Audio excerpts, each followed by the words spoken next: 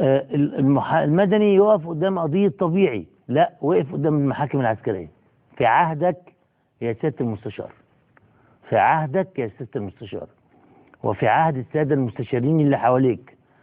أنا أخاطب الدكتور مصطفى حجازي، أنت تعلم ذلك وكان يجب أن تنبه الرئيس أن يصدر قرار بكذا أو بكذا أو بكذا.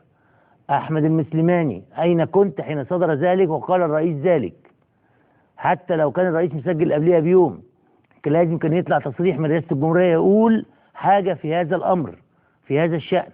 ما ينفعش الرئيس يطلع للناس يوم الثلاث بالليل يقول لا يحكم مدني في عهدي عسكريا وفي ناس محكوم عليهم الصبح.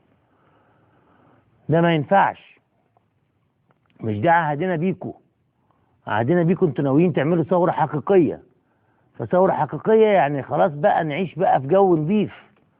انما الجو ده مش ولا بد، ده جو مريب. خاصة احنا النهارده جاينا الناشطة العزيزة منى سيف عشان خاطر تكلمنا في المحاكمات العسكرية. مش تكلمنا عن المحاكمات، عن اللي هيتكتب في الدستور، لان الدستور 54 في نص رائع، هو ده اللي احنا عايزينه. دستور 54 مش حاجة تانية.